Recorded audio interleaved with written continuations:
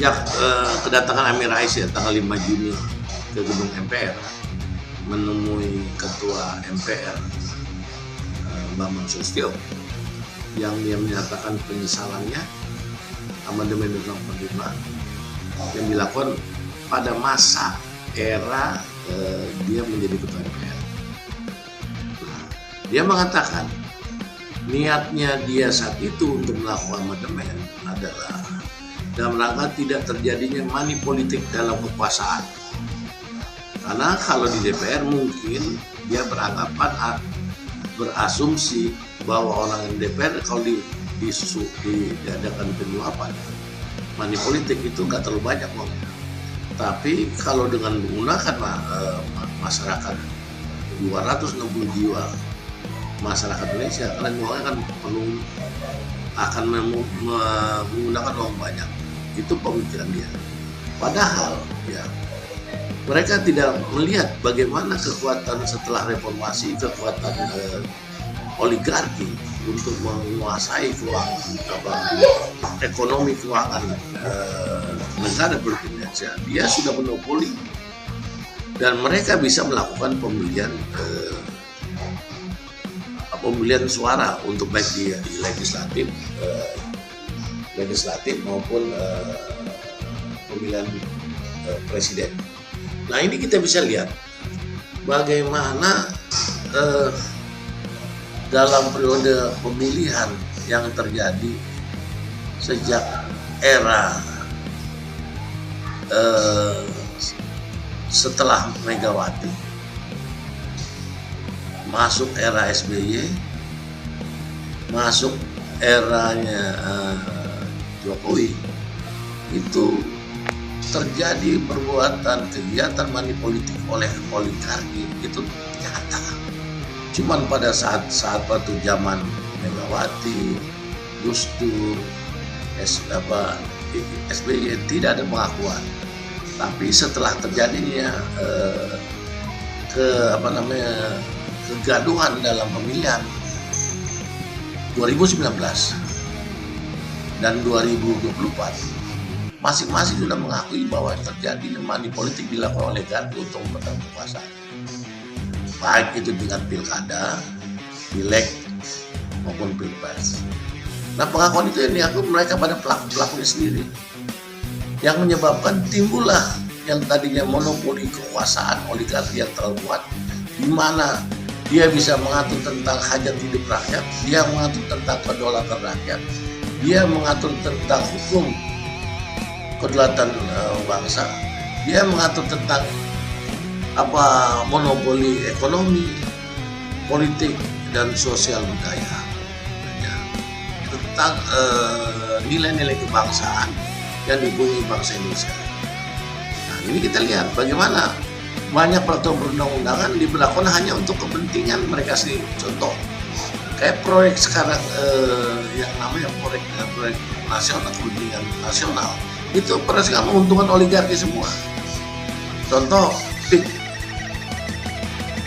Itu proyek yang untung siapa? Dan kita lihat PIK siapa yang menghuni di sana semua.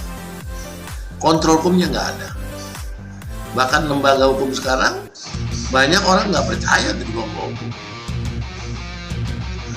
Nah, dengan adanya ini mulai kita lihat ada para pemegang kekuasaan untuk mengadu cepat melakukan legalisasi kembali Undang-Undang 45. Yang saya lihat di mana MPR akan berusaha untuk melakukan legalisasi tadi.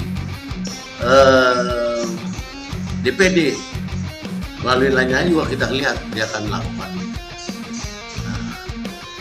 DPR masih kita belum lihat dengan ada hak angket apakah mereka juga akan melakukan legislasi tentang pembagian atau nanti Presiden Prabowo akan melakukan dekret presiden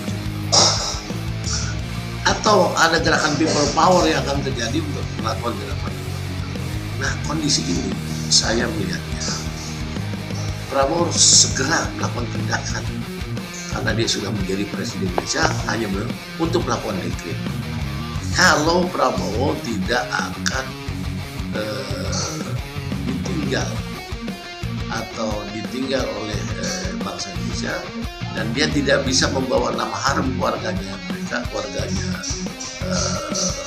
kakeknya Margono, Pak Margono, bapaknya Kak Margono dikenal sebagai tokoh nasional pendiri bank, bapaknya Sugito Purnawan ekonomi, pamannya Sugianto menjadi pahlawan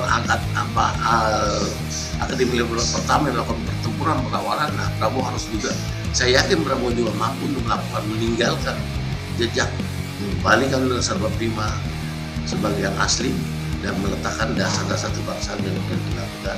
Dan itulah yang akan meninggalkan Prabowo menjadi sebagai tokoh nasional, tokoh negarawan yang akan dikenang sepanjang masa oleh bangsa Indonesia. Berarti dengan kata lain saat ini masyarakat bergantung kepada Prabowo agar kembali ke dasar Undang-Undang Dasar 45 gitu. Sebenarnya masyarakat tidak tergantung, bahwa tinggal Prabowo bisa mengambil momen ini atau enggak. Kalau mau Prabowo tidak bisa ambil momen ini, Prabowo ketinggalan kereta. Dan mungkin dia akan menjadi landasan yang orang yang nggak dikenal, dan bisa mungkin akan menimbulkan, karena nanti akan menjadi satu chaos saya lihat. Dengan kata lain kan Prabowo itu akan menyelesaikan apa yang menjadi programnya Pak Jokowi gitu. Bukan, Prabowo ini kalau saya lihat program Jokowi program nomor 200. Yang penting bagaimana menjadikan negara NKRI menjadi macam dia yang bermartabat dan punya bangsa yang sejahtera dan cerdas. Itu ada di tangan Prabowo sekarang. Pesan Pak Gomez untuk Prabowo untuk masyarakat apa? Ya, Prabowo harus segera melaksanakan, nggak usah tunggu lagi.